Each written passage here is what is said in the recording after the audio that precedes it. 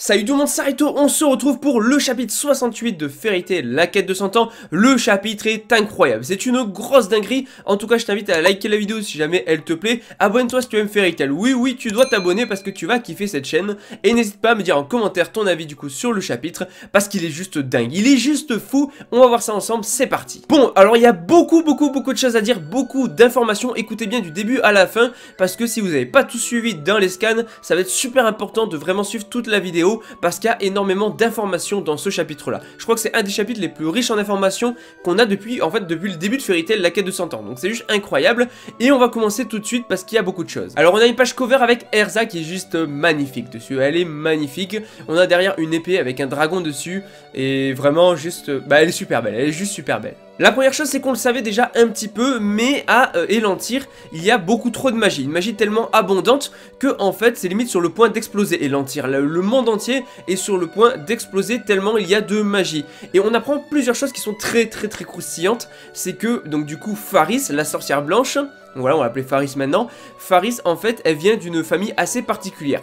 Elle vient d'une famille de prêtresses, une famille qui a servi du coup Elantyr, et c'est une famille de prêtresses qui effaçait la magie en trop, la magie surabondante. Parce que sinon, Elantyr allait exploser, et donc du coup, le rôle de cette famille, c'est un petit peu partout sur Elantyr d'effacer de la magie, afin de faire en sorte que le monde n'explose pas. Comme quoi, la famille de Faris est juste super importante dans Elantyr, en fait. S'il n'y avait pas cette famille-là, ça fait longtemps que Elantyr aurait explosé, que ça aurait été la fin de leur monde, en fait, littéralement. Mais le problème, c'est aussi que c'est pour ça que Selene l'a choisi, parce qu'elle a traversé plusieurs mondes, et en fait, elle n'a pas trouvé forcément de gens qui pouvaient effacer la magie. Donc du coup, elle est tombée sur Faris, et elle lui a demandé d'effacer la magie à Earthland, pour plusieurs raisons. La première chose, c'est qu'il y avait des dragons aussi puissants que du coup Selene, et que ça représentait un danger pour elle. Parce que même si elle allait les affronter elle-même avec sa puissance, ça marcherait pas parce que tout simplement, elle a beau être puissante, Selene, elle pourrait tout au plus en battre un, mais elle pourrait aussi en mourir en le combattant. Donc elle a aucune chance de tous les vaincre.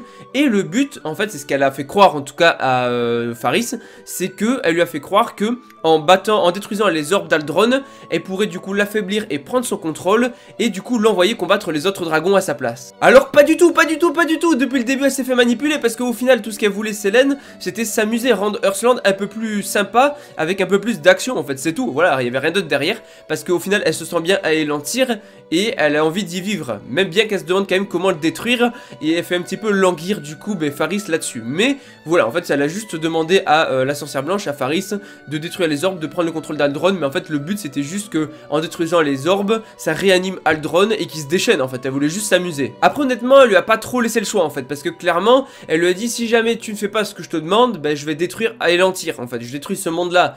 Et vu la puissance de Selene, la sorcière blanche n'a pas eu d'autre choix, et c'est pour ça que du coup elle a pris le contrôle de Tokka, elle est rentrée dans le corps de Tokka pour pouvoir utiliser l'Aqua Aera et aller à Earthland. On a en fait tout le fin mot de l'histoire, toute l'explication de qui est la sorcière blanche, Faris, et de qui est Tokka, donc Lexide, avec en plus des révélations par rapport à Selene. Après, comme on l'a vu dans le chapitre 67, le truc c'est qu'elle a rejoint le culte des mages blancs, et au final elle a reçu tellement de quantités massives en fait, donc du coup de grandes quantités de croyances, donc des mages blancs et tout du culte, qu'au final, voilà, par rapport aux adeptes et tout, qu'au final elle a fini par perdre un petit peu le contrôle et à perdre un petit peu la boule, alors qu'à la base elle était pas du tout comme ça, mais à force de baigner dans cette magie de mage blanc et tout, elle a fini par y croire et limite par être manipulée elle-même en fait. Elle a perdu un petit peu la boule, mais au final elle a retrouvé un petit peu son esprit et elle est redevenue la fille sympa qu'elle était avant tout ça. Bref, là je pense qu'on a fait le tour, maintenant on a toutes les infos qu'on voulait sur Tokka, sur Lexide, sur du coup Selene, enfin sur Selene, sur Faris,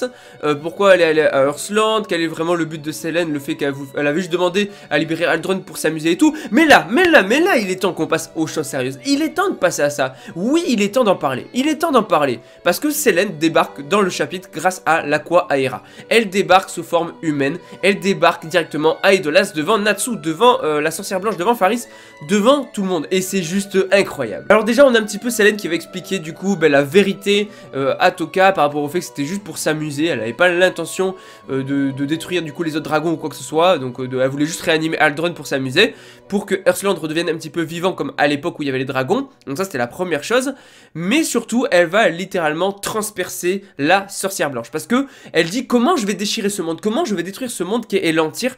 La sorcière blanche va pleurer, va lui dire non ne détruis pas ce monde et tout, et on a Selene qui va transpercer Faris. Et là justement elle dit que Aldron était plutôt faible et elle va parler de Natsu en tant que fils de dragon, fils d'Ignir qui a vaincu Aldron et en tant que frère d'Ignia. Et juste c'est super intéressant parce qu'on a Selene qui veut un petit peu s'amuser avec eux. Elle a un petit peu de temps à perdre, elle s'est dit allez je vais m'amuser avec le fils d'Ignir et tout et je vais t'accorder un petit peu de mon temps. Voilà, on va s'amuser un petit peu tous les deux et là la forme dragon est révélée. La forme dragon de Selene est révélée et c'est juste super cool. C'est juste super cool, pourquoi? Parce qu'on attendait que ça de voir sa forme dragon. Et elle est juste super stylée, elle est juste incroyable. Super, vraiment elle est magnifique, elle est juste énorme et en plus quand elle passe en forme dragon, on a la nuit qui va tomber, ça va être incroyable, la lune va apparaître, la nuit va tomber et là elle se dit bon on va s'amuser tous ensemble, je vais vous envoyer à Elantyr, on se retrouve à Elantyr et en fait tout ce qu'elle veut c'est s'amuser avec eux et là ils vont direct se retrouver à Elantyr dans les nuages et là on a un petit aperçu de Elantyr, cette fameuse,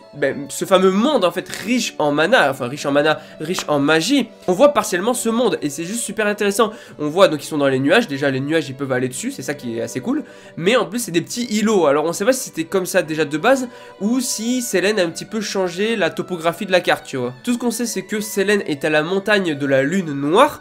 Donc ça c'est tout ce qu'on sait. Et ça confirme ma théorie comme quoi quand elle avait parlé dans les derniers chapitres, elle était déjà à Elantyr à ce moment-là. Au moment où on la voyait, quand on a appris qu'elle avait manipulé la sorcière blanche. Donc j'avais raison, elle était bien à Elantyr. Donc c'est juste super cool. C'est juste super cool. Le chapitre est juste très bon. Ils sont à Elantyr, ça y est. Ils vont affronter Selene peut-être. Et ouais, et en plus on a Diabolos. On a Diabolos qui est pas loin, qui est parti à la recherche de Selene. Alors est-ce qu'ils ont un mage comme Suzaku qui peut voyager dans les dimensions? Est-ce qu'ils vont venir à Elantyr? Est-ce qu'on va avoir une battle royale entre Selene, Diabolos et Fairy Tail? Donc ça serait super cool, même si c'est vrai qu'on a déjà eu ça plus ou moins avec Aldron en fait, on avait déjà un dieu dragon, Fairy Tail et Diabolos, donc est-ce qu'une battle royale serait encore intéressant de le refaire, je ne sais pas. Mais waouh, juste c'est très très bon. Ce qui est intéressant en plus c'est que quand elle les a emmenés à Elantyr, elle a utilisé le pouvoir de la lune. La lune faisait comme si elle se rapprochait. Et on avait vu que Elantyr allait être avalé par la lune ou un truc comme ça.